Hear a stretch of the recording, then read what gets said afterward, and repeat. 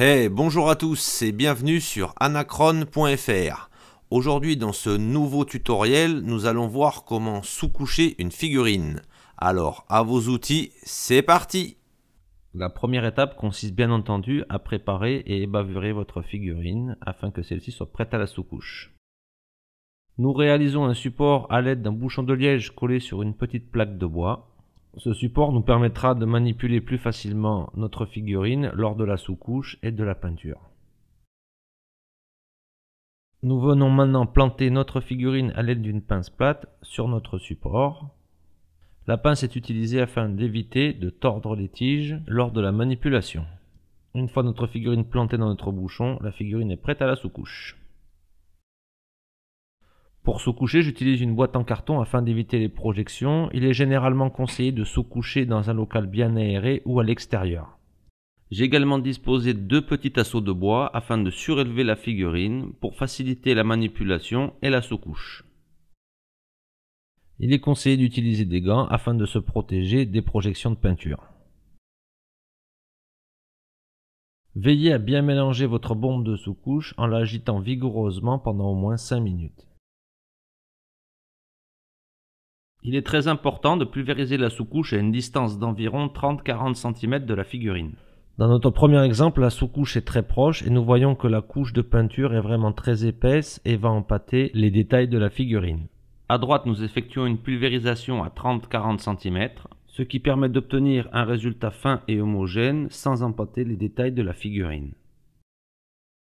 Nous allons maintenant appliquer une première pulvérisation sur notre figurine. Ce n'est pas la peine d'essayer d'obtenir un résultat uniforme dès la première pulvérisation. Le but étant d'obtenir une sous-couche fine et homogène. Veillez à bien pulvériser sur tous les côtés de la figurine en la faisant tourner et en changeant la direction des pulvérisations. Comme nous pouvons le voir ici, nous distinguons encore la couleur du métal sous la sous-couche, mais la couche est homogène, fine et n'empâte pas les détails. Nous laissons sécher cette première couche un quart d'heure 20 minutes avant d'attaquer la suivante. Nous appliquons maintenant la deuxième couche en veillant toujours à garder une bonne distance de pulvérisation. Veillez à bien appliquer la sous-couche partout en changeant l'angle de votre pièce, sur le dessous, le dessus et bien entendu sur les côtés. Après ce second passage, nous constatons que la sous-couche est beaucoup plus uniforme et nous laissons encore une fois de plus sécher pendant 15 minutes avant d'attaquer la troisième couche. Nous allons effectuer maintenant le troisième et dernier passage, mais n'hésitez pas entre chaque passage à mélanger vigoureusement votre bombe de peinture. Nous pulvérisons toujours à une distance de 30-40 cm. Veillez bien à sous-coucher par petites pulvérisations discontinues, car une pulvérisation continue donnerait une sous-couche trop épaisse et aurait tendance à empâter les détails.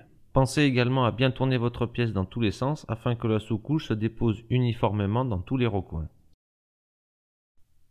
Voilà notre troisième passage terminé. Nous avons obtenu une sous-couche bien uniforme que nous laissons sécher une fois de plus un quart d'heure 20 minutes avant de pouvoir attaquer la peinture. Nous allons maintenant sous-coucher avec de la sous-couche noire un petit socle. Donc comme précédemment, nous allons le fixer sur notre support afin d'en faciliter la manipulation. Pour ceci, nous allons utiliser une petite boule de pâte à fixe que nous allons venir déposer sous notre socle afin de le fixer à notre support. Comme ceci. Vous pouvez également utiliser cette astuce pour sous-coucher des figurines déjà fixées à leur socle. Comme pour la sous-couche blanche, nous pulvérisons la sous-couche à une distance d'environ 30-40 cm, et toujours par petite pulvérisation discontinue. Veillez à avoir la main légère, car la sous-couche noire étant nettement plus grasse que la sous-couche blanche, elle aura tendance à empâter les détails beaucoup plus rapidement. Comme précédemment, entre chaque couche, nous laissons reposer un quart d'heure 20 minutes, afin de bien laisser sécher la couche précédente. Bien évidemment, pensez à tourner votre pièce dans tous les sens afin que la sous-couche soit bien uniforme et aille bien dans tous les recoins. C'est bien avec la sous-couche noire que l'on comprend l'importance et l'utilité de porter des gants de protection dans ce genre d'opération. Voyez que ça sert à quelque chose. Voilà, ce tutoriel est maintenant terminé en espérant qu'il vous soit utile et à bientôt sur anachron.fr pour de nouveaux tutos. Alors restez à l'écoute.